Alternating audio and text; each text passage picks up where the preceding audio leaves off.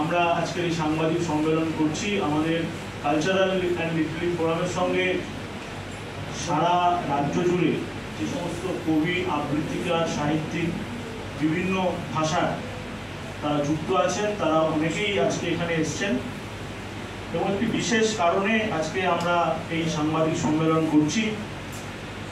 আমাদের cultural and literary forum আমরা সারা বছর ধরে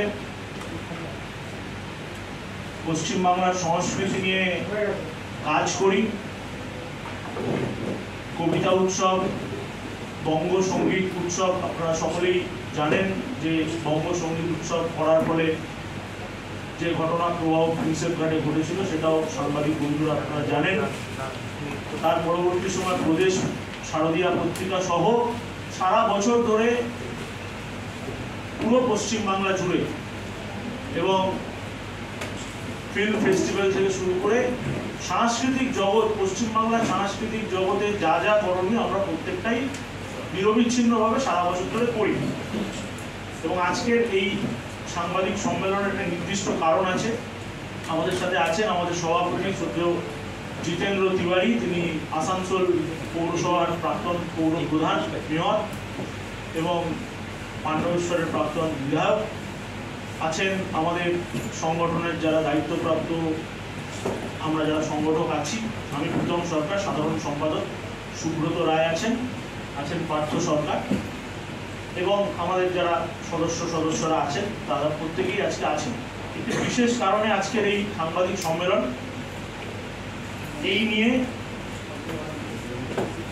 সম্পূর্ণভাবে বিস্তারিত আমি আমাদের সংগঠনের সভাপতি শ্রদ্ধেয় জিতেন্দ্র তিওয়ারিকে বলবো সাংবাদিকদের মাধ্যমে সারা বাংলার মানুষদের কাছে যারা আবৃত্তি, কবিতা এবং সংস্কৃতির সঙ্গে যুক্ত আছে, যে বদ্ধ অবস্থা চলছে সেই অবস্থার থেকে কিভাবে আমরা এগিয়ে যেতে পারি সেই নিয়ে কথা বলা উচিত।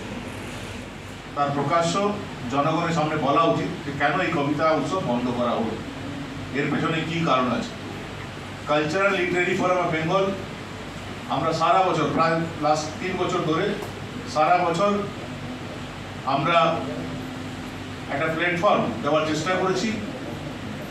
যারা সরকারের দ্বারা যারা অ্যাপয়েন্টেড তাদের দাবিদারি করতে পারবে না বলে যাদেরকে পারফরমেন্স থেকে বঞ্চিত রাখা হচ্ছে, তাদেরকে একটা মঞ্চ প্রদান করা, যে মঞ্চে সবাই স্বাধীনভাবে তার কথা বলার অধিকার পাবেন এবং কে কোন ধর্মে বিশ্বাসী, কে কোন দর্শন নিয়ে কাজ করেন, কে কোন ভাষায় কথা বলেন, এটা আমাদের কাছে বিচার্য বিষয় হবে না। এবং 3 বছর ধরে আমাদের এই যে অঙ্গীকার সেটাকে আমরা ইনট্যাক্ট রাখতে পেরেছি এবং আমাদের মঞ্চে এসে বিভিন্ন দর্শনে বিশ্বাসী লোকেরা আমাদের সঙ্গে যুক্ত আছেন এবং সবাই স্বাধীনভাবে এসে তাদের কথা বলে যান।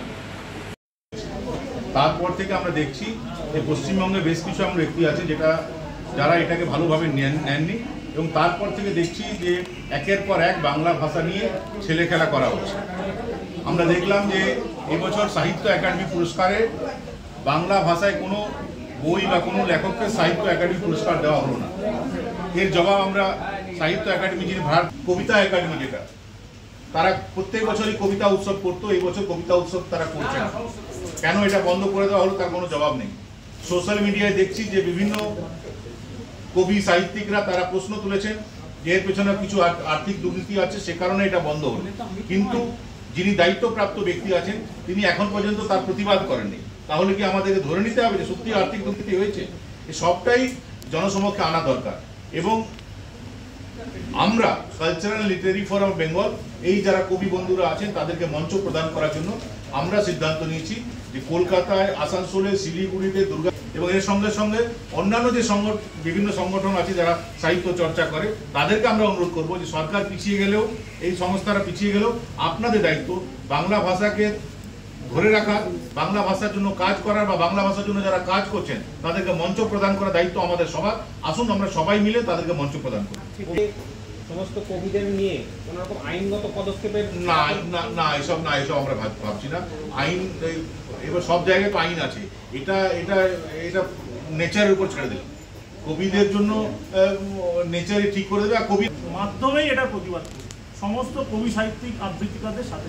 ঠিক আছে, এরপরে তাহলে আপনাদের একদম কবিতা একাডেমির যে এই আর্থিক দুর্নীতি, এটা একদম মানে নিট একদম আপনারা কিভাবে পদক্ষেপ করতে চাইছেন? আমাদের আমরা তো দেখুন, আমরা তো সব সব কি বলবো, সব সমস্যার সমাধান আমাদের কাছে থাকে না, কিন্তু সমস্যাটা আমরা তুলে ধরলাম।